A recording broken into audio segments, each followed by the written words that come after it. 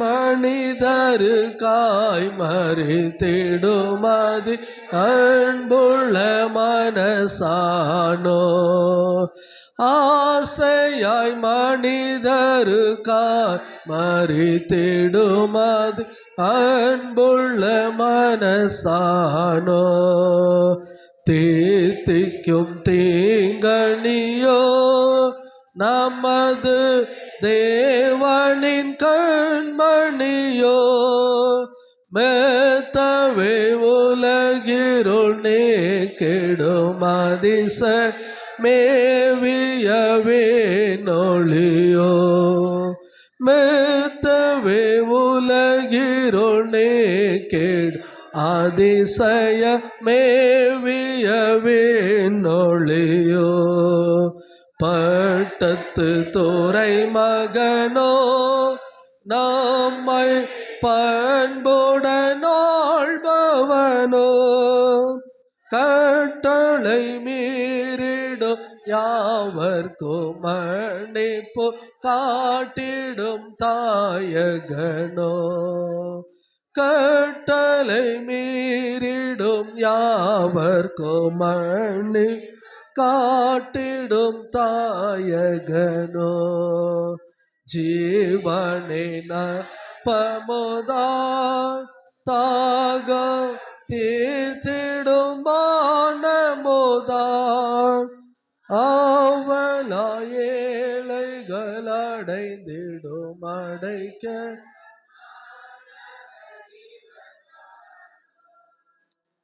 ஆவலாய் ஏழை அடைந்திடும்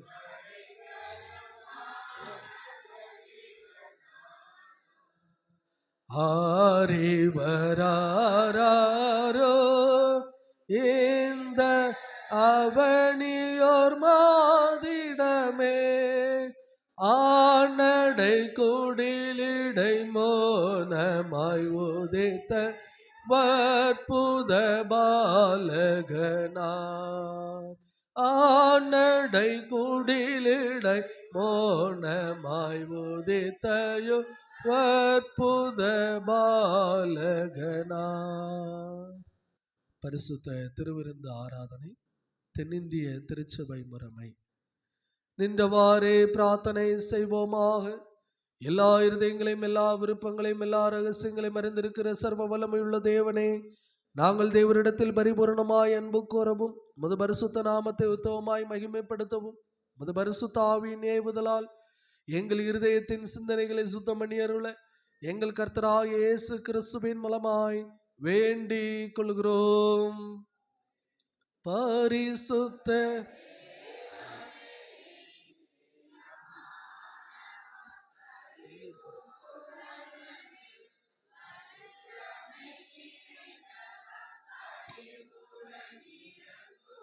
பரணே சரணம்.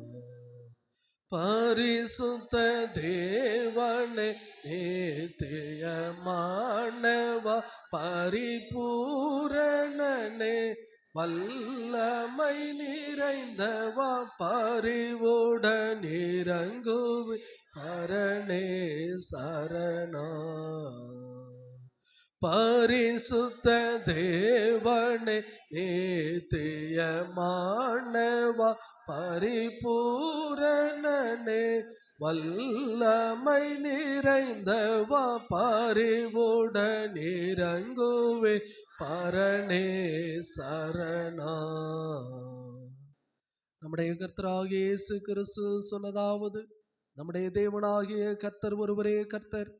உன் தேவனாகிய கர்த்தரிடத்தில் உன் முழு இருதயத்தோடும் உன் முழு ஆத்துமாவோடும் உன் முழு மனதோடும் உன் முழு பலத்தோடும் அன்பு கூறுவாயாக என்பதே பிரதான கற்பனை. இதற்கு ஒப்பாயிருக்கிற இரண்டாம் கற்பனை என்னவென்றால், உன்னிடத்தில் நீ அன்பு கூறுவது போல் பிறனிடத்திலும் அன்பு கூறுவாயாக என்பதே. இவைகளிலும் பெரிய கற்பனை வேறொன்றும் இல்லை.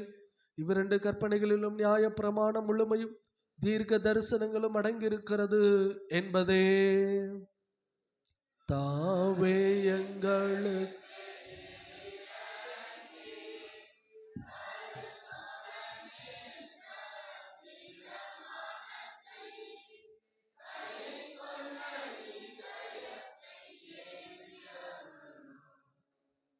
பிரியமானவர்களே, நாம் இப்பொழுது தேவனுடைய மகா பரிசுத்த வசனத்தை கேட்கவும் ஆண்டவருடைய திருச்சரீரத்தையும் திரு இரத்தத்தையும் பெற்றுக்கொள்ளவும் இங்கே கூடி வந்திருக்கிறோம்.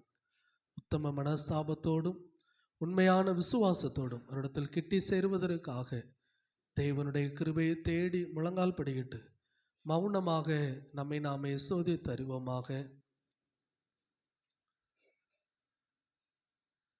உங்கள் பாவங்களின் நிமித்தம் முழு இருதயத்தோடு உண்மையாய் மனஸ்தாபப்பட்டு பிறனிடத்தில் அன்பும் சிநேகமாயிருந்து நீ தேவனுடைய கற்பனைகளை கை கொண்டு புதிதாக்கப்பட்டவர்களாய் அவருடைய பரிசுத்த மார்க்கத்தில் நடப்போம் என்று தீர்மானித்திருக்கிற நீங்கள் நமது ஆண்டவராகிய இயேசு கிறிஸ்துவின் மூலமாய் சர்வ வல்லமையுள்ள கடவுளோடு ஒப்புரவாகும்படி உங்கள் பாவங்களை மனத்தாழ்மையாய் அறிக்கை செய்யுங்கள். மனதுருக்கத்தின் ஆண்டவரே,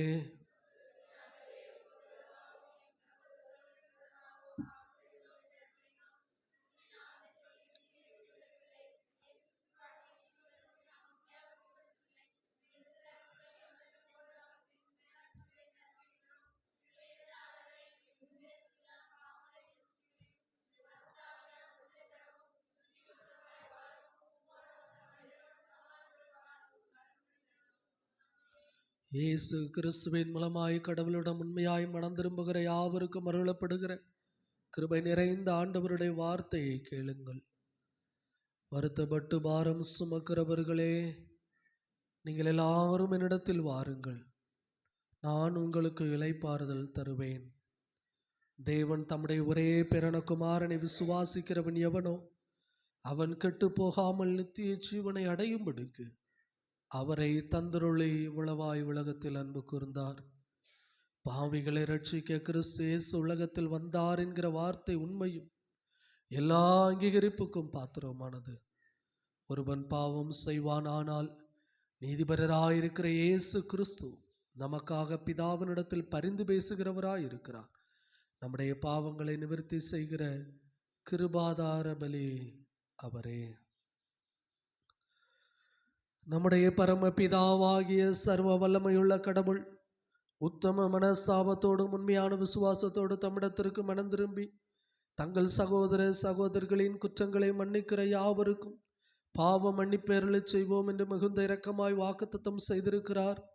அவர் நம்முடைய கர்த்தராகிய இயேசு கிறிஸ்துவின் நிமித்தம் உங்களுக்கு இறங்கி உங்கள் பாவங்கள் எல்லாவற்றையும் மன்னித்து அவைகளில் நின்று உங்களை விடுதலையாக்கி சகல நன்மையிலும் உங்களை உறுதிப்படுத்தி நிலை நிறுத்தி உங்களை நித்திய ஜீவக்கரையில் சேர்ப்பாராக.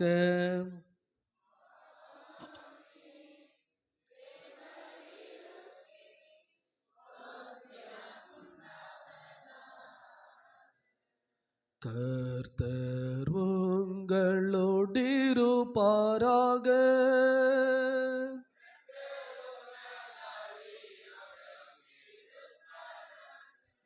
ஜெபம் பண்ண கடவோம். மூன்றாவது அட்வந்த ஞாயிறுக்கான சுருக்க ஜெபம் இயேசு தரும் விடுதலை என்ற பொருள் பற்றியது. எல்லாம் வல்ல நித்திய கடவுளே, போற்றுதற்குரியவரே, விடுதலை வாழ்வை தருபவரே, பாவத்திலும் சாபத்திலும் அடிமைப்பட்டு கிடக்கிற ஜனத்தை விடுவிக்கும்படியாய் உலகத்தில் இரட்சகராக நீர் வந்து எல்லா ஜனத்தையும் விடுவித்து மீட்பை தந்தருளினது போல இன்றைக்கும் எங்களிலே பாவத்திலும் சாபத்திலும் வாழ்ந்து கொண்டிருக்கிற ஜனங்களுக்கு விடுதலை வாழ்வை தர வேண்டும் என்று ஆண்டவர் இயேசு கிறிஸ்துவின் வழியாய் வேண்டிக் கொள்கிறோம். உட்காருங்கள். வேத பாடங்கள் வாசிக்க கேட்போம்.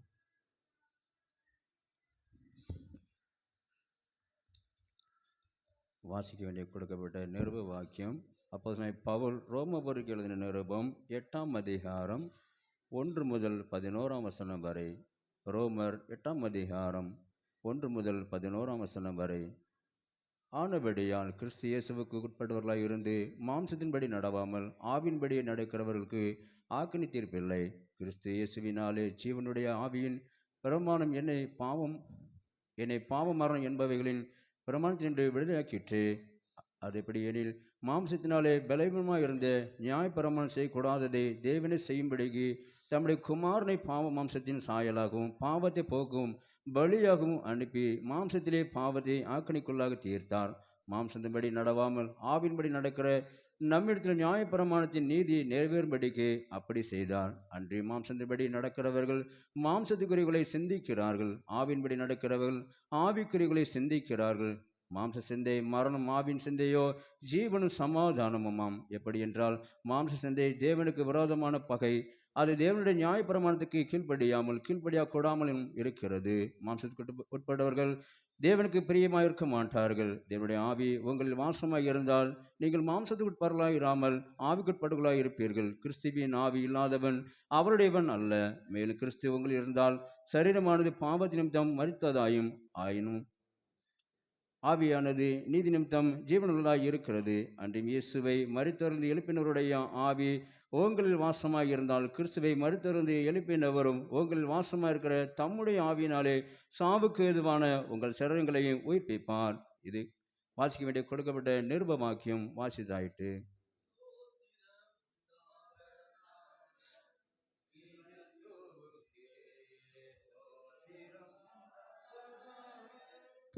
சுவிசேஷ வாக்கியத்திற்காக யாவரும் எழுந்து நிற்போம்.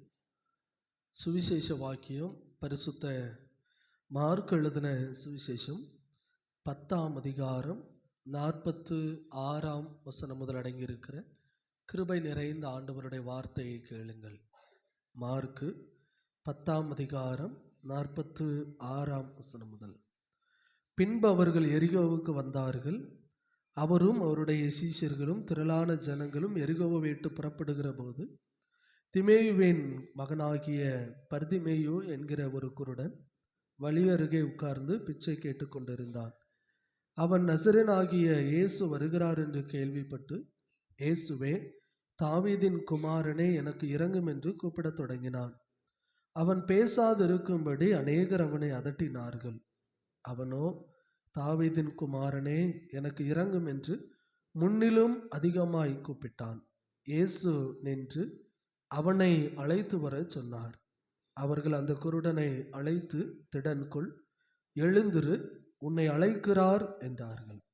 உடனே அவன் தன் மேல் வஸ்திரத்தை எறிந்துவிட்டு எழுந்து இயேசுவினிடத்தில் வந்தான். இயேசு அவனை நோக்கி, நான் உனக்கு என்ன செய்ய வேண்டும் என்று இருக்கிறாய் என்றார்.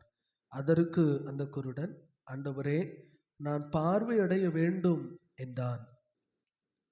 இயேசு அவனை நோக்கி, நீ போகலாம், உன் விசுவாசம் உன்னை ரட்சித்தது என்றார். உடனே அவன் பார்வையடைந்து வழியிலே இயேசுவுக்கு பின் சென்றான் என்பது. இது கிறிஸ்துவின் நற்செய்தி. மகிமையே உண்டாவதாக கிறிஸ்துவுக்கே, மகிமையே உண்டாவதாக. வானத்தையும் பூமியும்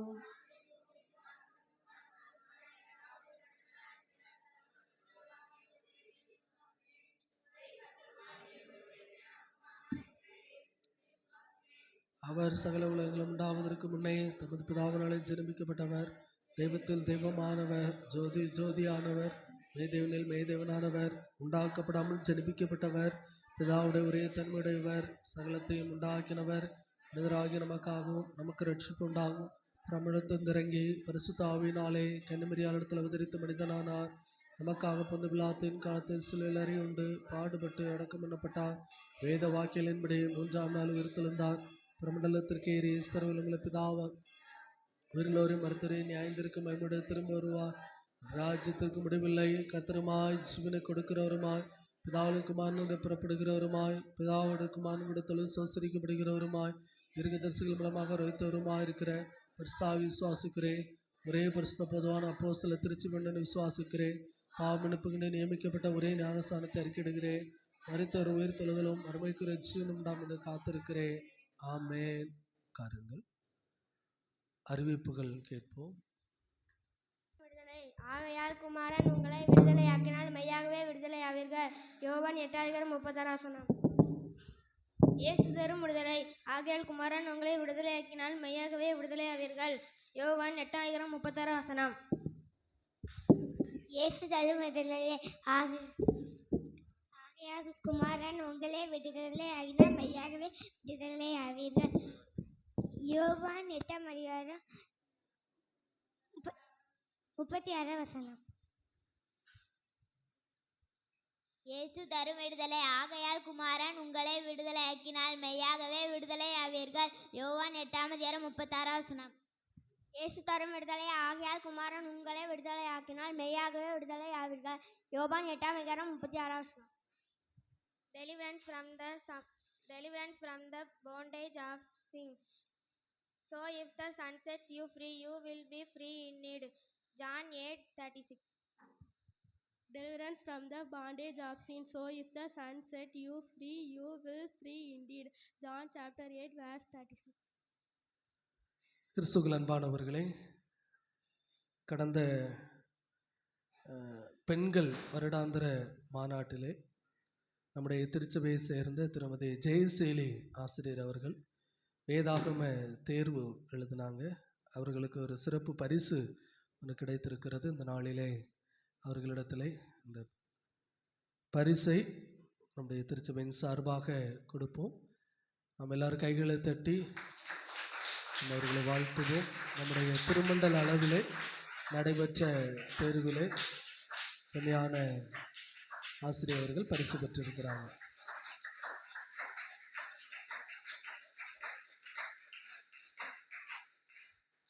இந்த நாளிலே நாம் தியானிக்கும்படியாய் கொடுக்கப்பட்ட தலைப்பு என்னன்னா, இயேசு தரும் விடுதலை. இயேசு தரும் விடுதலை. நமக்கு ஒரு நம்பிக்கை உண்டு, திருத்துவத்தின் மேலே நம்பிக்கை உண்டு. அப்படிதானா? திருத்துவனா என்னது? திருத்துவனா என்னது? ரொம்ப சந்தேகமெல்லாம் இருக்குது. வேற எங்கே வந்துட்டேன்னா? திருத்துவனா என்னது? திரியேக தேவன். திரியேக தேவன். திரியேக தேவன்னா யாரெல்லாம்? பிதா, குமாரன், பரிசுத்த ஆவியானவர். சரியா? பிதா, குமாரன், பரிசுத்த ஆவியானவர். இந்த மூன்று பேருமே பொதுவாக ஒரு வேலை செய்கிறாங்க. மூணு பேருமே பொதுவாக ஒரு வேலை செய்கிறாங்க. என்ன வேலை செய்கிறாங்க தெரியுமா? விடுதலை கொடுக்குறாங்க. அல்லேலூயா, அல்லேலூயா. இந்த மூன்று பேரும் பிதாவாகிய தேவன், குமாரனாகிய கிறிஸ்து, பரிசுத்த ஆவியானவர். இந்த மூன்று பேருமே பொதுவாய் செய்யக்கூடிய ஒரு காரியம் என்ன அப்படின்னா, அவங்க என்ன செய்கிறாங்களா?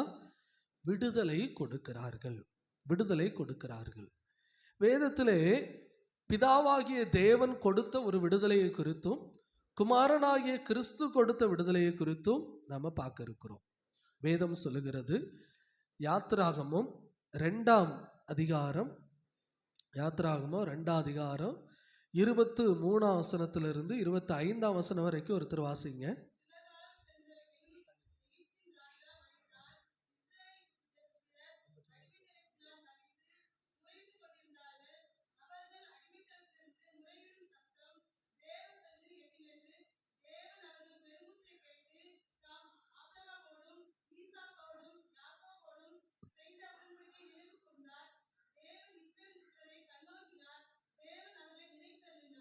அல்லேலூயா, அல்லேலூயா.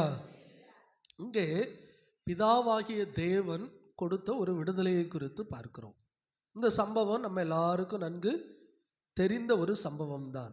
இஸ்ரவேல் ஜனங்கள் எகிப்தில் எப்படி அடிமையாய் போனார்கள் அல்லது எப்படி அடிமையாக்கப்பட்டார்கள் என்பதை குறித்து வேதம் சொல்லுகிறது. முதல்ல ஒரு காரியத்தை அறிந்து கொள்ளுங்க. இஸ்ரவேல் ஜனங்கள் ஒரே நாளில் அடிமையாயிட்டாங்களா? ஒரே நாளில் அடிமையாயிட்டாங்களா? இல்லை. அப்போ அடிமைத்தனம் அப்படிங்கிறது நிறைய அடிமைத்தனத்தை குறிக்கிறது. அடிமைத்தனம் அப்படிங்கிறது ஒன்று மட்டும் கிடையாது. சத்ருவின் அடிமைத்தனம், பாவத்தின் அடிமைத்தனம், வியாதியின் அடிமைத்தனம், கடன் பிரச்சனையின் அடிமைத்தனம், சரியா, பொல்லாதவர்களின் அடிமைத்தனம். இந்த அடிமைத்தனம் அப்படிங்கிறது என்ன அப்படின்னா, ஒருவர் நம்மை மேற்கொள்ளுவது அல்லது ஆளுகை செய்வது, நமக்கு மேலே அதிகாரம் செலுத்துவது, நமக்கு மேலே அதிகாரம் செலுத்துவது, ஆளுகை செய்வது அல்லது நம்மை மேற்கொள்ளுவது. இந்த அடிமைத்தனம் என்பது ஒரு நாளிலே நடக்கக்கூடிய ஒன்று அல்ல. அந்த அடிமைத்தனம் எப்படி நம்மளை அடிமைப்படுத்தும் அப்படின்னாச்சுன்னா, கொஞ்சம் கொஞ்சமா நம்மளை என்ன செய்யும்? அடிமைப்படுத்தும். ஒரே நாள்ல நம்மளை அடிமைப்படுத்திராது. அது நம்மை அடிமைப்படுத்துவதை பல நேரங்களிலே நம்ம உணரக்கூட மாட்டோம். அப்படி நம்மை கொஞ்சம் கொஞ்சமாக அடிமைப்படுத்துகிறோம். உதாரணத்துக்கு சொல்லணும்னா, இன்றைக்கு மதுபான பழக்கத்திற்கு அடிமையா இருக்கிற மனுஷனை பாருங்க. அவங்க ஒரே நாள்ல அந்த பழக்கத்திற்கு அடிமையாயிட்டாங்களா? இல்லை. அவங்க வாலிபத்தில் இருக்கும் பொழுது, படிக்கிற நாளிலே அல்லது அவங்க வாலிப பருவத்தில் இருக்கிற நாளிலே நண்பர் ஒருவர் கொஞ்சம் குடின்னு சொல்லி பழக்கத்தை ஏற்படுத்தி விட்டிருப்பார். ஒரு கல்யாணத்தில் அந்த பழக்கத்தை ஏற்படுத்தி இருப்பார். கல்யாணத்தில் இருக்கிறது அடுத்து பண்டிகைக்கு வரும். அடுத்து கொஞ்சம் கொஞ்சமாக நண்பர்களோடு சேருகிற பொழுது மட்டும் குடிக்க ஆரம்பிப்பார். இப்படி பழக்கப்படுத்தி படுத்தி கடைசியில் என்ன ஆகிறது? அவருடைய வாழ்க்கையிலே பெரும்பான்மையான நாட்கள் குடித்து குடித்தே அடிமையா போறார். அப்போ சாதாரணமாய் ஆரம்பிக்கிற ஒரு பழக்கம் என்ன ஆயிருது? அவருடைய வாழ்க்கையிலே ஒரு பெரிய அடிமைத்தனமாய் மாறி விடுகிறது. இப்போ நீங்க அவங்க கிட்ட போய் சொல்லுங்க, இந்த குடிப்பழக்கம் கேடு, இதை விட்டுருங்கன்னு சொல்லுங்க. அவங்க என்ன சொல்லுவாங்க?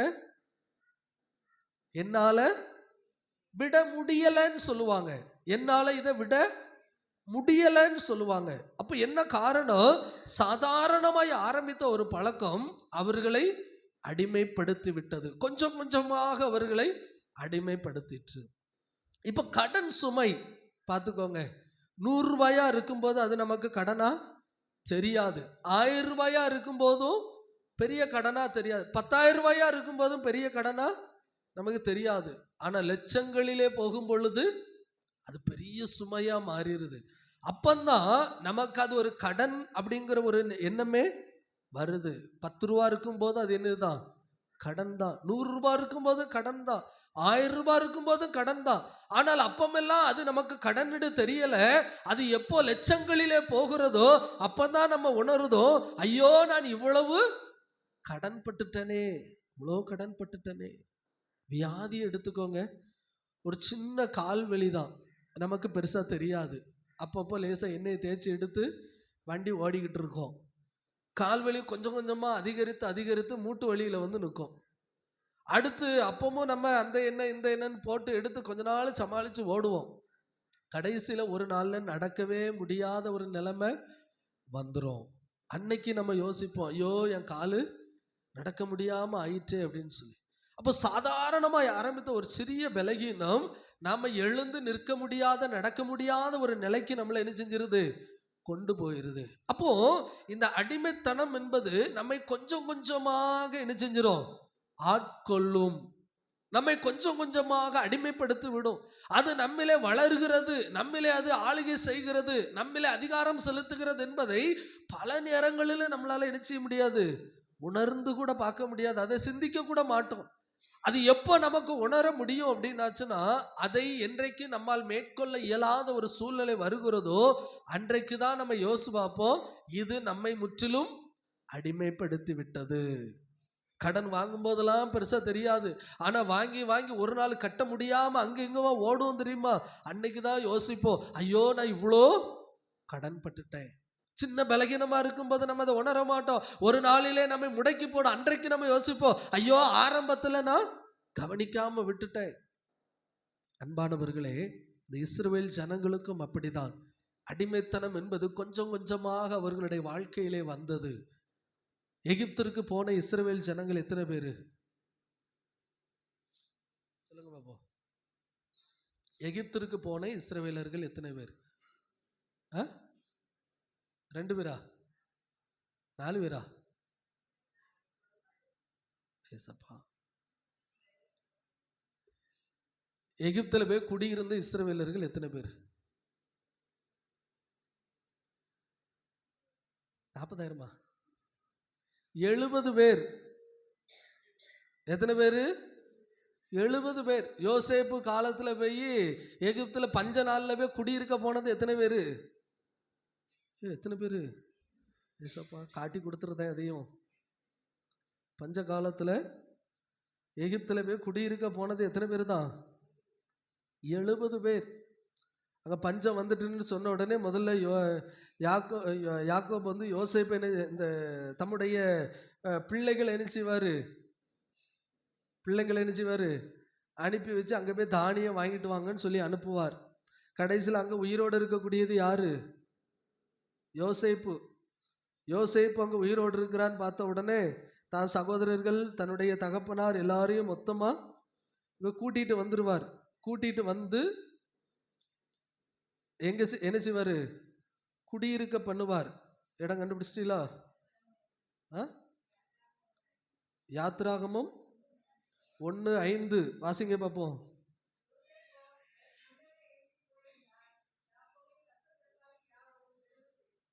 அங்க கற்ப பிறப்பு மொத்தம் எத்தனை பேர்?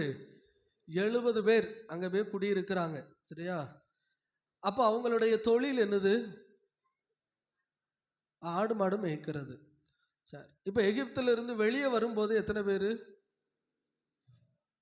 6 லட்சத்திற்கும் அதிகமான புருஷர்கள். சரியா? ஆண்கள் மட்டுமே எத்தனை பேர்? 6 லட்சத்துக்கு அதிகமானவங்க. இப்போ அவங்க தொழில் என்ன பண்ணிட்டு இருந்தாங்க? செங்கல் அறுக்கிற வேலையை பார்த்தாங்க.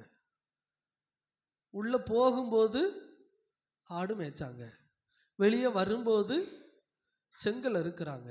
எப்படி மாறுச்சு? எப்படி மாறுச்சு?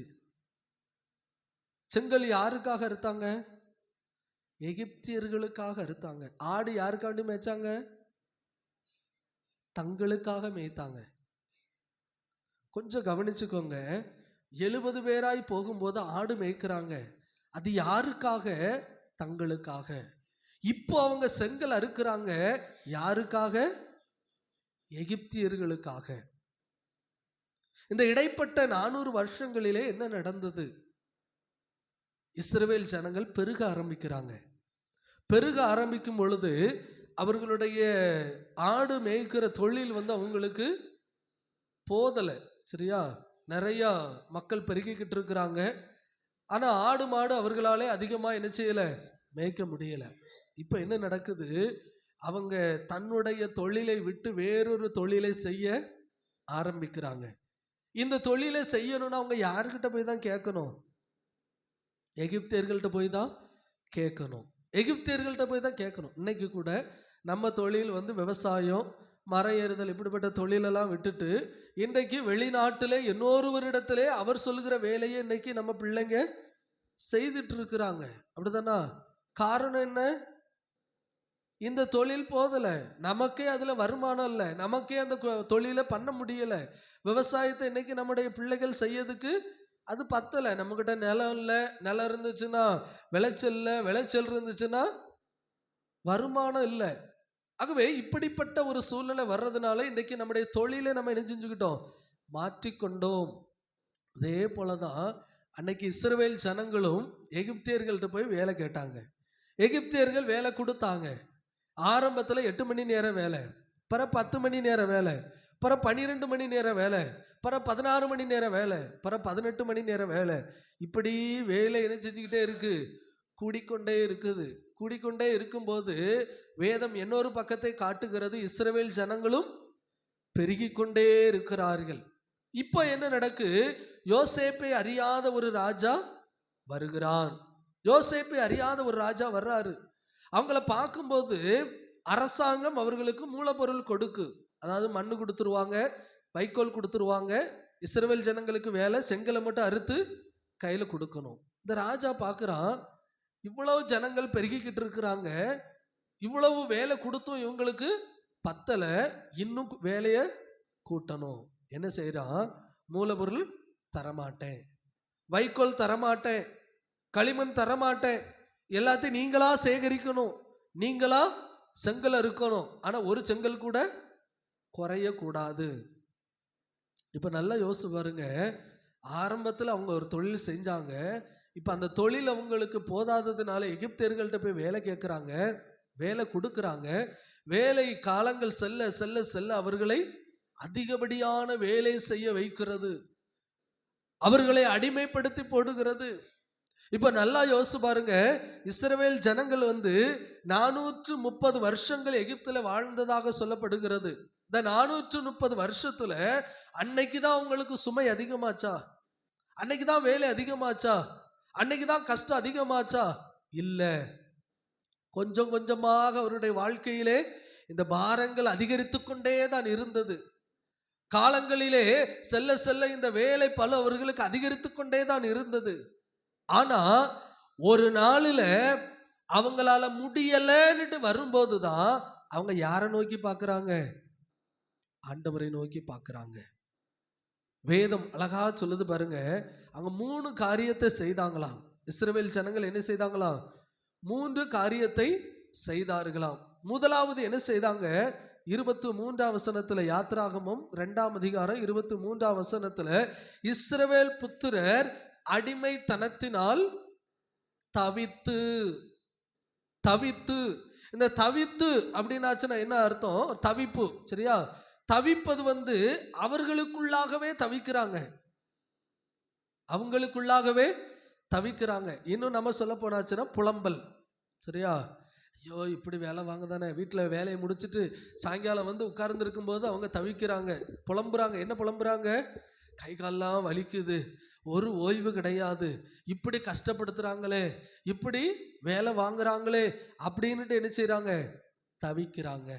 ரெண்டாவது அவங்க என்ன செய்யறாங்க பாருங்க, முறையிடுகிறார்கள். முறையீடு அப்படின்னாச்சுன்னா பக்கத்துல இருக்கவங்கிட்ட சொல்லி பார்க்கறாங்க. ஐயோ இப்படிலாம் வேலை வாங்குறாங்களே, இப்படிலாம் கஷ்டப்படுத்துறாங்களேன்னு பக்கத்துல இருக்கிறவங்க கிட்ட சொல்றாங்க. இன்னைக்கு நம்மளும் அப்படித்தானா? நம்முடைய குடும்ப சூழ்நிலைகள் நிமித்தம் முதல்ல நாம தவிச்சுக்கிட்டே இருப்போம், அப்படித்தானா? நாம என்ன செஞ்சுக்கிட்டு இருப்போம்? தவிச்சுக்கிட்டே இருப்போம். எப்போதும் அப்படியே இந்த புலம்பிக்கிட்டே பேன்னுட்டு அலைவோம். கடைசியில் ஒரு சூழ்நிலை நம்மளால ஒத்தையில தவிக்க முடியலன்னு உடனே அந்த இதை யார்ட்டையாவது போய் கொட்டுவோம். நம்ம வீட்டில் இருக்கிற யார்ட்டையாவது ஒருத்தர் போய் அதை சொல்லி புலம்புவோம், புலம்பி அழுவோம்.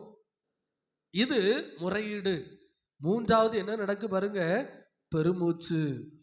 24ஆம் வசனத்தில் சொல்லுகிறது, தேவன் அவர்கள் பெருமூச்சை கேட்டு. இப்ப என்ன நடக்குது? பெருமூச்சு விடுதாங்க. பெருமூச்சு எப்போ வரும்? பெருமூச்சு எப்போ வரும்? சொல்லுங்க பாப்போம். பெருமூச்சு எப்போ வரும்? பெருமூச்சு எப்போ வரும்? வேற வழியே இல்லைன்னு தான் என்ன வரும்? பெருமூச்சு வரும். வேற வழியே இல்லை அப்படிங்கும் போதுதான் ஏசப்பா அப்படின்னுட்டு ஒரு பெருமூச்சு இழுத்துட்டு விட்டுட்டு ஒரு சத்தம் போடுவோம், அடுத்தானா? அப்படின்னா என்ன அர்த்தம்? இதுக்கு மேல வேற வழியே இல்லை அப்படிங்கிறத அர்த்தம். இதுக்கு மேல வழியே இல்லைன்ற அர்த்தம். நல்லா யோசிச்சு பாருங்க. முதல்ல தங்களுக்கு தாங்களே புலம்பிக்கிட்டு இருக்கிறாங்க. ரெண்டாவது உதவிக்கு யார்ட்டையாவது கிடைக்கும்னு சொல்லி மற்றவங்கிட்ட முறையிட்டு பார்க்குறாங்க. தங்களா புலம்பியும் ஒன்றும் நடக்கலை, மனுஷங்கிட்ட மற்றவங்கிட்ட சொல்லியும் ஒன்றும் நடக்கலை. வேற வழியே இல்லாம என்ன செஞ்சுட்டாங்க? பெருமூச்சு விட்டுட்டாங்க. இப்ப இந்த பெருமூச்சின் சத்தம் தான் எங்க போய் கேட்டுச்சான்? தேவ சமூகத்திலே போய் கேட்டது. வேதம் சொல்லுகிறது, தேவன் அவர்கள் பெருமூச்சை கேட்டு. தேவன் அவர்களுடைய பெருமூச்சை கேட்டு. அன்பானவர்களே, இன்றைக்கு நம்முடைய வாழ்க்கையில நம்ம என்ன செய்யறோம் அப்படின்னா, சில நேரங்களிலே சில சூழ்நிலைகளை மனுஷிகத்திலே நம்ம மேற்கொள்வதற்காக தவிச்சுக்கிட்டு கிடக்கிறோம். அங்கு இங்கு உருண்டு பிறண்டு என்னத்தையாவது செஞ்சிடலாமா, செஞ்சிட முடியாதா அப்படின்னுட்டு தவிச்சுட்டு கிடக்கிறோம்.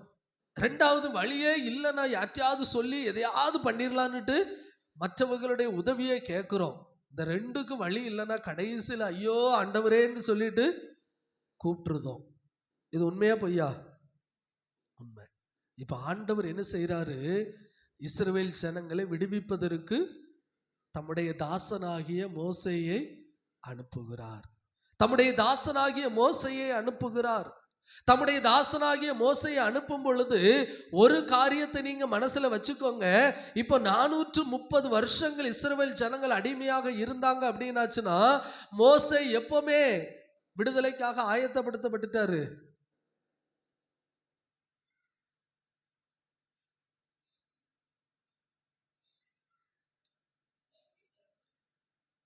மோசே ஆண்டவருடைய அழைப்பை பெறும்போது வயசு எத்தனை வயசு? ஆனா அவனா சொல்லி கொடுக்கணும் போல இருக்க பைபிள்ல. 40? 80 வயசு 80 வயசு மோசேக்கு. ஆண்டவர் மோசையை அழைக்கும் போது மோசைக்கு வயசு எத்தனை? 80 வயசு. 40 வருஷம் அரண்மனையில் இருந்தார். 40ஆவது வயசுல ஒரு எகிப்தியனை கொண்டு போட்டுட்டு எங்க ஓடிட்டாரு? வனாந்தரத்துக்கு ஓடிட்டார். அங்கே அவன் மாமனாக எத்ரோ வீட்டுல போய் கல்யாணத்தை முடிச்சுட்டு அங்க ஆடு மேய்ச்சிக்கிட்டு இருக்கிறார். 40 வருஷம் வனாந்தரத்துல ஆடு மேய்க்கிற வேலையை பார்த்துக்கிட்டு இருக்கிறார். இப்ப ஆண்டவர் மோசையை அழைக்கும் போது மோசைக்கு வயசு 80 வயசு. இப்பதான் ஆண்டவர் சொல்றாரு, எப்பா நீ மறுபடியும் எங்க போ? எகிப்துக்கு போ. இஸ்ரவேல் ஜனங்களை விடுவிக்கும்படிக்கு பார்வோன் முன்னாடி போய் நின்னுட்டு சொல்றாரு. பார்வோன் முன்னாடி நின்னுட்டு சொல்றாரு. நல்லா ஒரு காரியத்தை கவனிச்சுக்கோங்க. இஸ்ரவேல் ஜனங்கள் 430வது ஆண்டிலே ஆண்டவரை நோக்கி பெருமூச்சு விட்டிருந்தாங்கன்னாச்சுன்னா, ஆண்டவர் அவர்களை விடுவிப்பதற்கு 430வது ஆண்டிலே மோசே அனுப்பினார் என்றால், அவர்களுடைய பெருமூச்சு வருவதற்கு முன்பாகவே கிட்டத்தட்ட 80 வருஷத்துக்கு முன்னாடியே மோசே ஆண்டவர் என்ன செஞ்சிட்டாரு? அதற்காக ஆயத்தப்படுத்திட்டார். ஏன்னா மோசே பிறக்கும் போது 2 வயதிற்குட்பட்ட பிள்ளைகளை எல்லாம் கொல்ல சொல்றாங்க. ஆனா மோசே ஆண்டவர் அன்றைக்கே தப்புவித்தார். பார்வோனுடைய அரண்மனையிலே வளர்த்தார். 40 வருஷம் பார்வோன் அரண்மனையில் இருக்கிறார். 40 வருஷம் வனாந்தரத்தில் இருக்கிறார். இப்ப ஆண்டவர் அவனை அழைத்து கொண்டு மீண்டும் இஸ்ரவேல் ஜனங்களை விடுவிப்பதற்காக கொண்டு வருகிறார். இன்னைக்கு நாம நினைக்கிறோம், என்னைய விடுவிப்பதற்கு ஒருத்தர் இல்லைன்னு சொல்லிட்டு நீங்க நினைக்கலாம். நீங்கள் எப்போ தவிக்க ஆரம்பிச்சீங்களோ அன்றைக்கே ஆண்டவர் உங்களுக்காக ஒரு வழியை ஆயத்தப்படுத்த ஆரம்பிச்சிட்டார் அப்படின்னு நினைச்சுக்கோங்க. நீங்க என்றைக்கு தவிக்க ஆரம்பிக்கிறீர்களோ அன்றைக்கு ஆண்டவர் உங்களை விடுவிப்பதற்காக ஒருத்தர் ஆயத்தப்படுத்த ஆரம்பிச்சிட்டார். என்றைக்கு நீங்கள் தவிக்கிறீர்களோ அன்றைக்கே உங்களுக்காக ஒரு தூதன் ஆயத்தப்படுத்தப்பட்டுட்டார். எதற்காக? உங்களை விடுவிப்பதற்காக, உங்களை விடுதலையாக்குவதற்காக. ஆண்டவர் மோசே ஏதோ வானத்திலிருந்து துபகடீர்னு போட்டு அனுப்பல. இஸ்ரவேல் ஜனங்களை விடுவிக்கிற திட்டத்தை 80 ஆண்டுகளுக்கு முன்பாகவே ஆண்டவர் மோசேயின் மேலே வச்சிட்டார். அதனாலதான் மோசே காக்கப்பட்டார். இப்போ நல்லா யோசிச்சு பாருங்க, 430 வருஷம் வாழ்ந்தாங்களா எகிப்தில் அடிமையா? அப்போ மோசே இஸ்ரவேல் ஜனங்களை விடுவிக்கணும்னு சொல்லிட்டு ஆண்டவர் எப்பவுமே பிளான் போட்டாரு. 350வது வருஷத்திலேயே ஆண்டவர் போட்டார். அப்படிதானா? 350வது வருஷத்திலேயே ஆண்டவர் மோசையை விடுதலைக்காக ஆயத்தப்படுத்திட்டார். இன்றைக்கு நம்முடைய கூக்குறுதலை ஆண்டவர் கேட்கலன்னு நினைக்காதுங்க. ஆண்டவர் ஏற்ற காலத்திலே நமக்கு சகாயம் பண்ணுவார். வேதம் சொல்லுகிறது, பிதாவாகிய தேவன் இஸ்ரவேல் ஜனங்களை விடுவிப்பதற்காக மோசே என்கிற ஒரு மனிதனை அனுப்பி வைக்கிறார். எகிப்தின் அடிமைத்தனத்திலிருந்து அவர்கள் விடுவிக்கப்பட்டார்கள். எப்போ விடுவிக்கப்பட்டாங்க? தவிக்கிற பொழுது ஆண்டவர் வரல, முறையிடும் போது ஆண்டவர் வரல, பெருமூச்சு விடும் பொழுது ஆண்டவர் அனுப்பி வைக்கிறார். அதாவது வேறு ஒத்தாசையே இல்லை நினைக்கிற நேரத்தில், எல்லாரும் கைவிட்ட நேரத்தில் ஆண்டவர் வந்து கரம் கொடுக்கிறார். அவர்களை விடுவித்து வெளியே வருகிறார். இதுக்கு மேல நம்ம வாழ்க்கை இப்படிதான் போக போகுது அப்படின்னு என்னைக்கு நினைச்சாங்களோ அன்னைக்கு ஆண்டவர் தம்முடைய வார்த்தையின்படி, தம்முடைய வாக்குத்தத்தத்தின்படி இஸ்ரவேல் ஜனங்களை விடுவிப்பதற்காக மோசேயை அனுப்பி வைக்கிறார். 2வது, குமாரன் எப்படி விடுதலையாக்குகிறார்? வாசியுங்க. மார்க்கு 10ஆம் அதிகாரம் 48ஆம் வசனம்.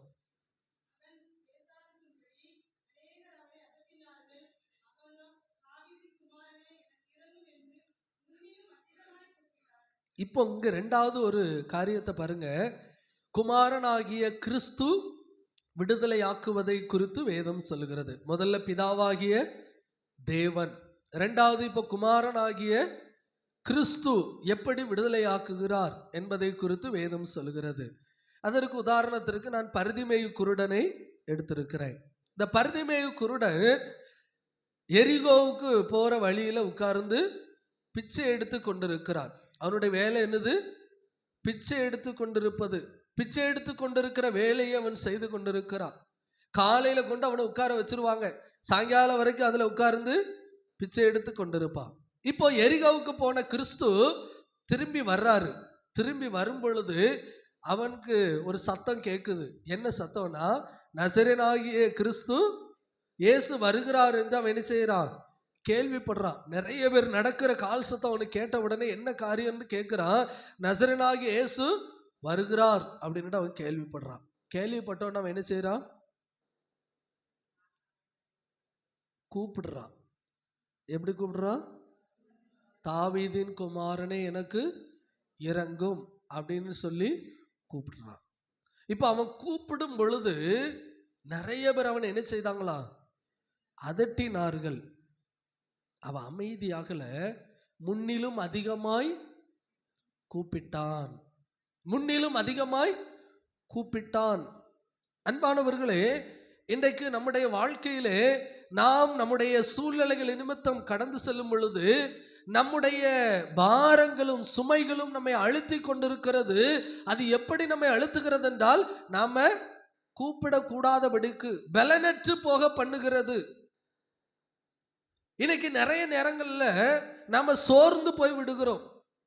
ஆண்டவரை கூப்பிடாம அப்படியே விட்டுருதோம். காரணம் என்னன்னா, கூப்பிட்டு பதிலா தர போறாரு.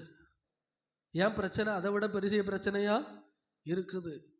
அந்த பரிதிமேயு குருடனுடைய அந்த நடந்த சம்பவத்தை கொஞ்சம் யோசித்து பாருங்க. இயேசுவுக்கு சுற்றி வர்றவங்க மௌன ஊர்வலமா வந்தாங்க? இல்ல, சல சல சலன்னுட்டு என்ன இருந்திருக்கும்? பேச்சு சத்தம் இருந்திருக்கும். அடுத்தனா சல சல சலன்னுட்டு பேச்சு சத்தம் இருந்திருக்கும். அப்போ இந்த பேச்சு சத்தத்திற்கும் மேலாக பரிதிமேயு குருடன் கூப்பிட்டா மட்டும்தான் அந்த சத்தம் யாருக்கு கேட்கும்? ஆண்டவருக்கு கேட்கும். இன்னைக்கு நம்முடைய பிரச்சனையை விட நம்ம சத்தமா ஆண்டவரை கூப்பிடணும். ஏனென்றால் அவைகள் நம்மை மேற்கொண்டு கொண்டிருக்கிறது, நம்மை அழுத்தி கொண்டிருக்கிறது, நம்மை மூழ்கடித்து கொண்டிருக்கிறது.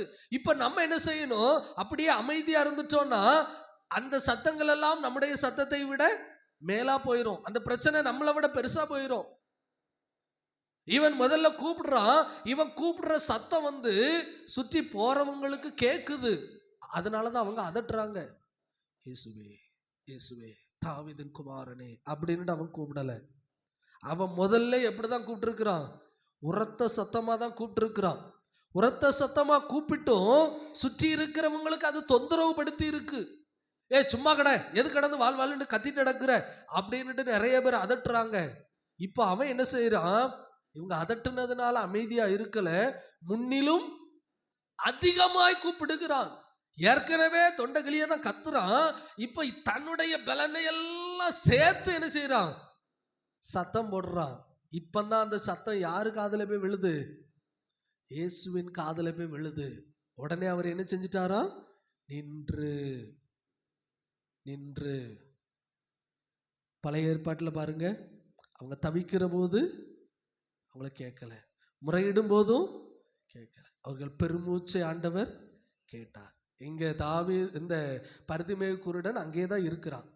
அவர் எரிகோவுக்கு போகும்போது அவனை பார்த்துட்டு தான் போயிருப்பார். ஆனா அவன் அப்போ கூப்பிடல. வரும்போது கூப்பிடுறான், ஆனா கொஞ்சம் சத்தத்தை குறைச்சி கூப்பிடுறான். ஆண்டவர் நிக்கல. இப்ப நிக்கிறாரு. எப்போ நிக்கிறாரு? சத்தம் உயர்த்தப்படும் பொழுது. அப்போ இன்னைக்கு ஒரு காரியத்தை நீங்க அறிந்துக்கோங்க. ஒரு காரியத்தை அறிந்துக்கோங்க. ஆண்டவர் நமக்கு விடுதலையை கொடுக்கணும் அப்படின்னாச்சுன்னா நம்முடைய முழு பலத்தில் ஆண்டவர் என்ன செய்யணும்? கூப்பிடணும். அல்லேலூயா அல்லேலூயா. முழு பலத்துல நம்ம கூப்பிடணும். இன்னைக்கு நம்முடைய முழு பலத்தோடு ஆண்டவரை கூப்பிட்டால் ஆண்டவர் நமக்கு விடுதலையை கொடுப்பார். பழைய ஏற்பாட்டிலே சொல்லுகிறது, அவர்களுடைய பெருமூச்சின் சத்தத்தை கேட்டார். இங்கே பரிதிமேயு குருடனுடைய வாழ்விலே நடந்த சம்பவத்திலே அவன் அதிக சத்தமாய் கூப்பிட்டான். அப்ப ஆண்டவரை நோக்கி நாம் கதறுகிற கதறுதலை ஆண்டவர் கேட்கிறார். நம்முடைய சத்தம் ஆண்டவர் பக்கத்துல போய் சேரணும். அப்படி நம்ம கூப்பிடணும். அப்போ இன்னைக்கு நம்ம கேட்கலாம். அப்போ நான் ரோட்டில் கிடந்து கதறணுமா, வாப்பாரணுமா அப்படின்னு நீங்க நினைக்கிறீங்க. நிறைய பேர் மனசுக்குள்ள அப்படிதான் ஓடுது. சரியா? ஐயா நம்மளை வீட்டில் நடந்துட்டு ஓன்னுட்டு சத்தம் கூட்டி ஓல ஓட சொல்றாரு அப்படின்னுட்டு. அப்படி அர்த்தம் கிடையாது. அப்படி அர்த்தம் கிடையாது.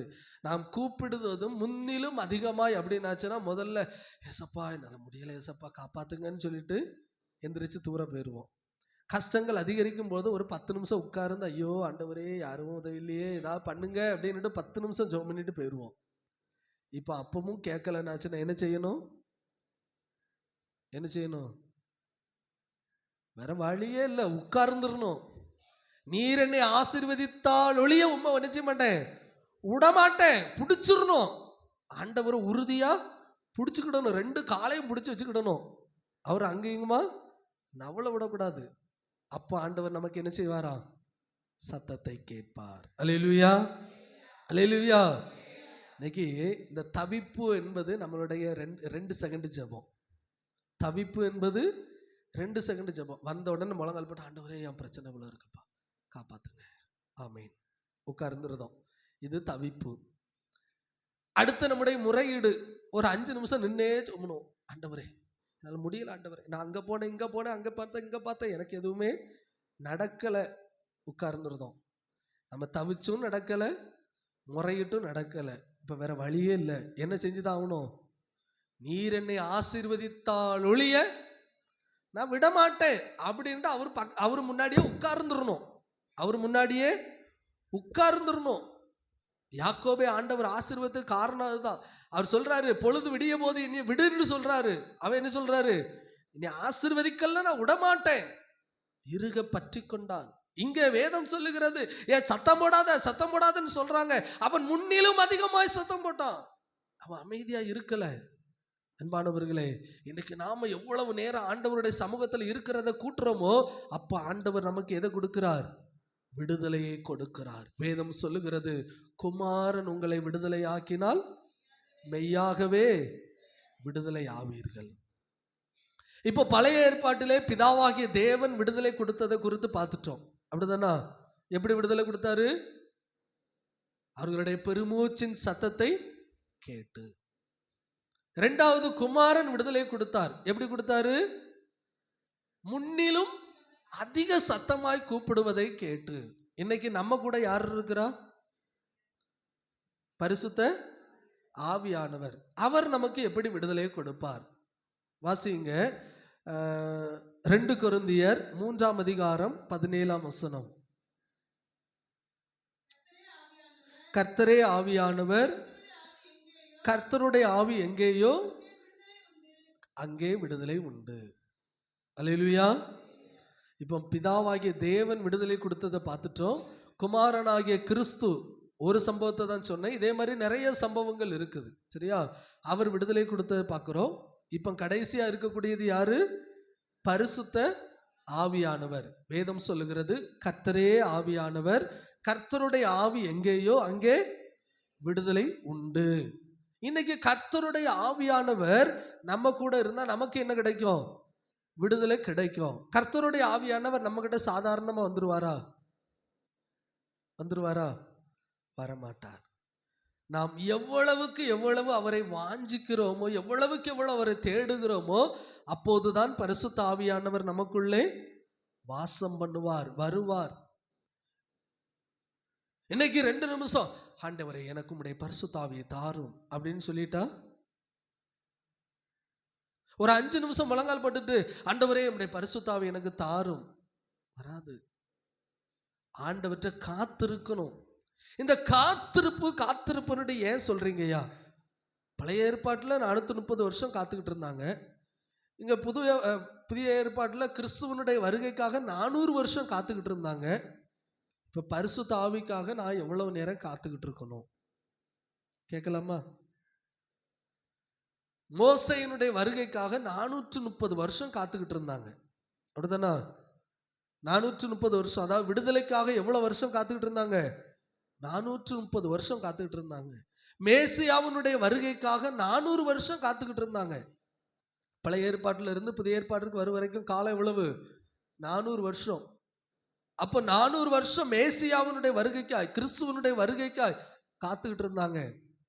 இப்ப நாம எவ்வளவு காத்துக்கிட்டு இருக்கணும்? பரிசுத்த ஆவியை நாம் பெறணும்னா ஒரு நாளைக்கு குறைஞ்சது 4 மணி நேரமாவது ஆண்டவற்றை காத்துக்கிட்டு இருக்கணும். அல்லேலூயா, அல்லேலூயா. பரிசுத்த ஆவியை பெறணும் அப்படின்னா ஒரு நாளைக்கு அட்லீஸ்ட் ஒரு 4 மணி நேரமாவது. 4 மணி நேரம் கண்டினியூஸா இருக்கணும்னு அவசியம் இல்லை. காலையில 1 மணி நேரம், பொழுது விடியறதுக்கு முன்னாடியே, மதியம் 1 மணி நேரம், சாயங்காலம் படுக்கிறதுக்கு முன்னாடி 1 மணி நேரம், நள்ளிரவிலே 1 மணி நேரம், 4 மணி நேரம் ஆண்டவரும் கூட காத்துக்கிட்டு இருந்தோம்னா அவர் நமக்கு என்ன தருவார்? பரிசுத்த ஆவியை தருவார். நீங்க வேதத்துல பாத்தீங்கன்னா கிறிஸ்து உயிர்த்தெழுந்து பரத்திற்கு எடுத்துக்கொள்ளப்பட்டது எத்தனாவது நாள்? எத்தனாவது நாள்? ஏசப்பா சங்கடம் தான் ஏசப்பா. இன்னைக்கு நாளா பெருமிச்சுடன் உங்களுக்கு 40வது நாள் பரிசுத்த ஆவி கொடுக்கப்பட்டது. அதுவும் தெரியாதியா? 50வது நாள் பெந்தேகோஸ்தே நாள்னு சொல்லுது. இந்த இடப்பட்ட 10 நாட்கள் அவங்க என்ன செஞ்சிட்டு இருந்தாங்க? ஜெபத்திலும் உபவாசத்திலும் வேண்டுதல் செய்வதிலும் தரித்திருந்தார்கள். காத்துக்கிட்டு இருந்தாங்க. எங்க காத்துக்கிட்டு இருந்தாங்க? மேல் வீட்டு அறையில காத்துக்கிட்டு இருந்தாங்க. அப்போஸ்தலர் 1-2 வீட்டுல போய் வாசித்து பாருங்க. பரிசுத்த ஆவியானவர் 50வது நாளிலே தான் அருளப்படுகிறார். மேல கூடியிருந்த 120 பேர் மேல. அப்போ அங்கே 40வது நாளிலே பரத்திற்கு எடுத்துக்கொண்ட கிறிஸ்து 50வது நாளிலே தான் பரிசுத்த ஆவியானவர் அனுப்பி வைக்கிறார். இந்த 10 நாட்கள் அவங்க என்ன செஞ்சுட்டு இருந்தாங்க? காத்து கொண்டிருந்தார்கள். இன்னைக்கு நம்முடைய வாழ்க்கையில விடுதலை வேணும்னாச்சுன்னா காத்திருப்பு அவசியம். ஆண்டவருடைய சமூகத்துல காத்திருக்கணும். ஆண்டவருடைய சமூகத்திலே நாம் காத்திருக்கும் போது, நம்முடைய ஜெபத்திலே நம்முடைய விண்ணப்பத்திலே நாம் தரித்திருக்கும் பொழுது அவர் தம்முடைய பரிசுத்த ஆவியை கொடுத்து நம்மை விடுதலையாக்குவார். பரிசுத்த ஆவி, தேவனுடைய ஆவி எங்கேயோ அங்கே விடுதலை உண்டு. பரிசுத்த ஆவியானவர் எங்கே இருக்கிறாரோ அங்கே விடுதலை உண்டு. இன்னைக்கு நம்முடைய வாழ்க்கையில விடுதலை வேணும் அப்படின்னா நம்ம ஆண்டவருடைய சமூகத்துல காத்திருக்கணும். அப்படி காத்திருக்கும் போது பரிசுத்த ஆவியானவர் நமக்கு விடுதலையை கொடுப்பார். விடுதலையை கொடுப்பார்.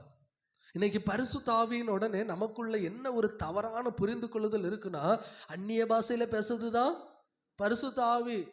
வரங்களை கொடுப்பது மட்டும்தான் பரிசுத்த ஆவின்னு சொல்றோம். அது மட்டும் கிடையாது. வழி இதுவே, இதுல நடவுங்கள் என்று சொல்லுகிற சத்தம் நம்ம காதுல கேட்டுச்சுனாலே அது யாருதான்? பரிசுத்த ஆவியானவர் நம்மை நடத்துகிறார் என்று அர்த்தம். இன்னைக்கு எல்லாருக்கும் அந்நிய பாஷை வரங்கள் கொடுக்கப்படாது. எல்லாருக்கும் தீர்க்க தரிசன வரங்கள் கொடுக்கப்படாது. எல்லாருக்கும் வேதத்தை வியாக்கியானம் பண்ண வரங்கள் கொடுக்கப்படாது. பரிசுத்த ஆவியானவர் நம்மோடு இருந்து நம்மை நடத்தினாலே அது என்னதுதான்? பரிசுத்த ஆவி நடத்துதல் தான். நம்ம சரியான பாதையில போயிட்டு இருக்கோம்னாலே ஒரு காரியத்தை அறிந்துக்கோங்க, என்னை நடத்துவது பரிசுத்த ஆவியானவர். அப்ப எனக்குள்ள இருக்கிறது யாருதான்? பரிசுத்த ஆவியானவர். அதை நீங்க நல்லா புரிஞ்சுக்கோங்க. இன்னைக்கு நம்ம நினைக்கிறோம் பரிசுத்த ஆவியின் உடனே அந்நிய பாஷையில பேசுறது, தீர்க்க தரிசன வரங்கள் சொல்றது, இன்னைக்கு சுகமளிக்கிற வரங்கள், இது மட்டும் தான் அந்நிய பரிசுத்த ஆவியானவருடைய செயல்பாடுகள் நினைச்சிருக்கிறோம். இல்ல, பரிசுத்த ஆவியானவர் என்ன செய்வாரா? நம்மை சகல சத்தியத்திலும் நடத்துவார். நம்மை கண்டித்து உணர்த்துவார். அப்போ பரிசுத்த ஆவியானவர் இதெல்லாம் நமக்கு செய்வார். பரிசுத்த ஆவியானவர் விடுதலையை கொடுப்பார், நம்மை நடத்துவார், நமக்கு பிரயோஜனமானதை போதிப்பார், நாம் செய்ய வேண்டிய காரியங்களை செய்வார். சில பேர் சொல்லுவாங்க, பார்த்திருக்கீங்களா, நான் இப்படி போகணும், ஆனா எனக்குள்ள ஏதோ ஒரு உறுத்துதல் அங்க போக கூடாதுன்னு தோணுச்சு, நான் போகல, கடைசியில் அங்க அந்த சம்பவம் வேற மாதிரி இருந்துச்சு. நான் சமீபத்துல கேட்ட ஒரு சம்பவம் என்னன்னா, ஒரு மனிதர் பிரயாணத்திற்காக மலைப்பாதையில போகக்கூடிய ஒரு பிரயாணத்திற்காக பஸ்ல ஏறி இருக்கிறார். ஒரு தேவ மனிதர் பஸ்ல ஏறி இருக்கிறாரு. ஏறி போயிட்டு இருக்கும் போது பஸ் மேல இருந்து கீழே இறங்கி இருக்கு. அப்படி கீழே இறங்கும் போது ஒரு ஸ்டாப்ல போய் நின்று இருக்குது. ஸ்டாப்ல நிற்கும் போது இவருக்குள்ள ஒரு எண்ணம், கொஞ்சம் கீழே இறங்குன்னுட்டு அவருக்குள்ள ஒரு எண்ணம். இவர் ஏன் திடீர்னுட்டு இப்படி இருக்குது? அவர் கீழே போகணும், டிக்கெட் எடுத்தாச்சு, பஸ்ஸில் உட்கார்ந்து இருக்கிறாரு. ஏன் கீழே இறங்க சொல்லுது அப்படின்னாச்சுன்னா அவருக்கு ஒன்றும் புரியலை. கொஞ்ச நேரம் உட்கார்ந்து இருக்கிறாரு. பஸ் எடுத்துட்டு அடுத்த ஸ்டாப்பு போகுது, கீழே இறங்குன்னுட்டு அவருக்குள்ள ஒரு எண்ணம் வந்திருக்கு. சரின்னுட்டு பஸ்ஸை விட்டு இறங்கிட்டார். பின்னாடியே அடுத்த பஸ்ஸு வந்திருக்குது. இந்த பஸ்ஸில் ஏறு அப்படின்னு சொல்லிட்டார். அவருக்குள்ள ஒரு எண்ணம். உடனே சரின்னுட்டு அடுத்த பஸ்ஸில் ஏறிட்டார். அடுத்த பஸ்ஸில் ஏறும்போது அந்த பஸ்ஸில் ஒரு சீட்டு கிடைச்சிருக்குது. அந்த சீட்டில் போய் உட்கார்ந்து இருக்கிறாரு. பக்கத்தில் ஒரு மனுஷன் ரொம்ப சோகமாக உட்கார்ந்து இருக்கிறார். சோகமாக உட்கார்ந்து இருக்கும்போது இந்த தேவ மனிதர் அந்த மனுஷன்கிட்ட பேச்சு கொடுக்க ஆரம்பிச்சிருக்கிறார். மலையிலிருந்து கீழே இறங்கணும், பேச ஆரம்பிச்சிருக்கிறார். பேசிக்கிட்டே இருக்கும்போது அந்த மனிதனுக்குள்ளே உள்ள பிரச்சனையெல்லாம் அவர் சொல்லி இருக்கிறாரு. இவரு ஆண்டவருடைய வார்த்தைகள்லாம் சொல்லி அவர் ஆறுதல் படுத்தி இருக்கிறாரு. அவருக்கு ரொம்ப சந்தோஷம். இப்போ அந்த சீட்ல உட்காரும் போது துக்கமா இருந்த மனுஷன் கீழே இறங்கக்கூடிய நேரம் வரும்போது கொஞ்சம் சிரிச்சிட்டார். இப்போ அந்த மனுஷன் தேவ மனுஷன் நினைச்சிருக்கிறாரு, ஓ ஆண்டவர் நம்மளை இந்த மனுஷன்கிட்ட பேசுறதுக்கு தான் நம்மளை அனுப்பி இருக்கிறாரு போலன்னுட்டு.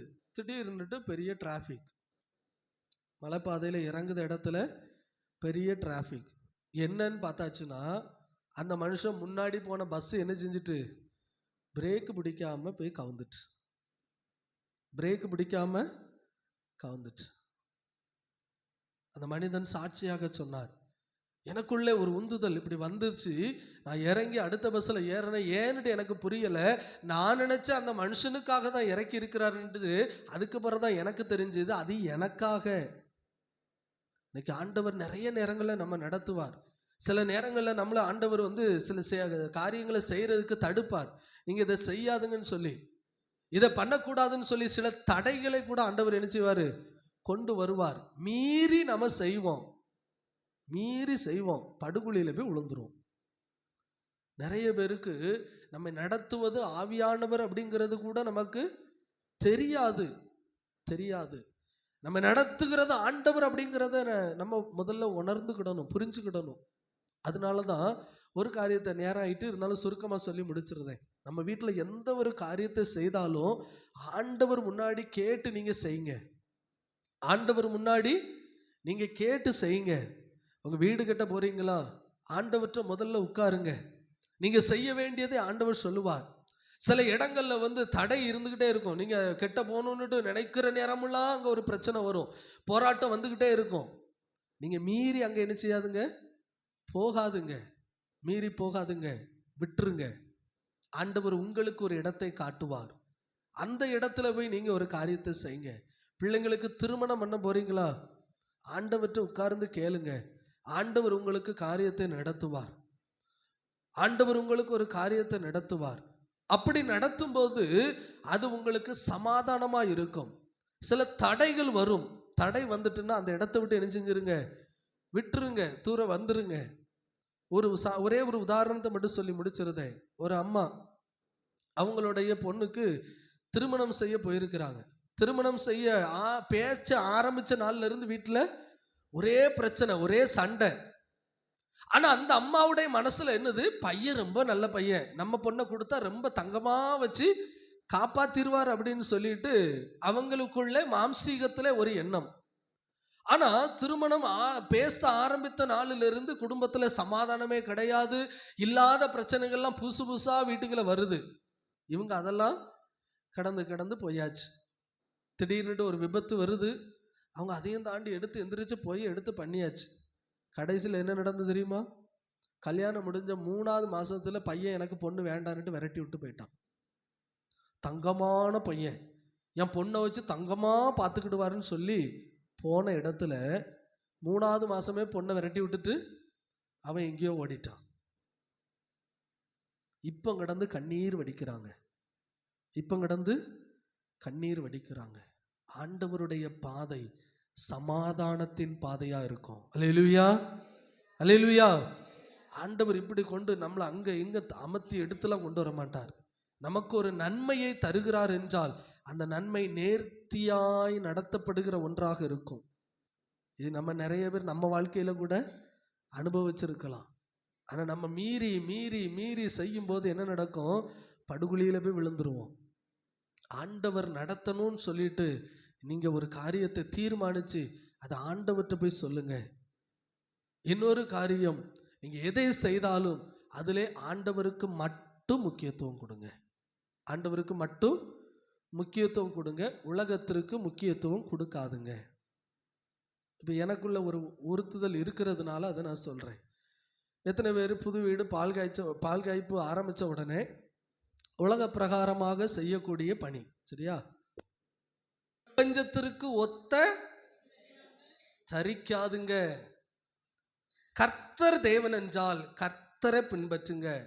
பாகால் தெய்வம் என்றால் இரு மனம் உள்ளவர்களாய் குந்தி குந்தி நடக்காதுங்க. வெளிப்படையா சொல்றேன், உங்களுக்கு எந்த நம்பிக்கை இருக்கோ அந்த நம்பிக்கை பின்னாடி போயிருங்க. இங்கேயும் அங்கேயும் காலை வைக்காதுங்க. பெரிய அடி விழுந்துரும். பெரிய அடி விழுந்துரும். பெரிய அடி எப்படி விழுன்னா ரெண்டும் சேர்த்து அடிக்கும். சொல்ல புரியுதா உங்களுக்கு? நீ அங்க நம்பினான்னுட்டு இங்க இருந்து அடி விழும், இங்க நம்பினான்னுட்டு அங்க இருந்து அடி விழும். ஒரு பக்கமா நின்று பழகிருங்க. எந்த ஒரு காரியத்தை செஞ்சாலும் சரி, இரு மனம் உள்ளவர்களாய் குந்தி குந்தி நடக்காதுங்க. இதெல்லாம் நம்ம சம்பிரதாயத்திலே கிடையாது. இது நம்ம பழக்கமே கிடையாது. வேதம் உங்களுக்கு இதை கற்றுக் கொடுக்கல. வேதம் சொல்லாத எதை செய்தாலும் அது பாவம். வேதம் சொல்லுவதை செய்யாமல் இருப்பதும் பாவம். வேதம் சொல்லுகிறது நியாயப்பிரமாணத்தை மீறுவது. அப்ப நியாயப்பிரமாணம்ங்கிறது நம்ம கையில் இருக்கிற வேதம். இந்த வேதத்தை மீறி நீங்க எதை செஞ்சாலும் அது என்னதான்? பாவத்துல கல்யாணம் பண்ண நல்லா இருப்போமா? பாவத்துல வீட பால்காய்ச்சா நல்லா இருப்போமா? பாவத்துல எந்த ஒரு காரியத்தை செய்தால் நல்லா இருப்போமா? முடியாது, முடியாது. இந்த பெரியவங்க வந்து சொல்றாங்கன்னுட்டு தயவு செய்து இளம் தலைமுறை நீங்க கேட்காதுங்க. வேதத்தை நம்புங்க, வேதத்தை நம்புங்க, விசுவாசிங்க. இந்த நிகழ்ச்சிகள்லாம் நடக்கும் போதே அந்த இடத்துல நம்மளை லீட் பண்றதுக்கு ரெண்டு பெருசு வந்து நின்றோம். அதை அப்படி பண்ண இப்படி பண்ண, அதை வை இதை வை, என்ன ஒண்ணு குறையுது. உடனே அங்கிருந்து ஒரு தட்டை தூக்கிட்டு வந்து ரெண்டு தட்டுல இருக்கிறத எடுத்து இங்க கொண்டு வச்சு மேட்ச் பண்ணிடுவாங்க. எங்க நல்லா இருக்க சொல்ல வித்தியாசமா இருக்கோ? வித்தியாசமா இருக்கோ? ஆவியானவருக்கு மட்டும் இடம் கொடுங்க. இன்றைக்கு நமக்கு ஆவியானவர் அருளப்பட்டிருக்கிறார். அந்த ஆவியானவருக்கு மட்டும் நீங்க என்ன செய்யுங்க? இடம் கொடுங்க. உலகத்திற்கு இடம் கொடுக்காதுங்க. நீங்க ஜெபத்தோடு எந்த காரியத்தை செஞ்சாலும் நல்லா இருப்போம். வேதம் சொல்லுகிறது ஆண்டவர் எல்லா நாட்களையும்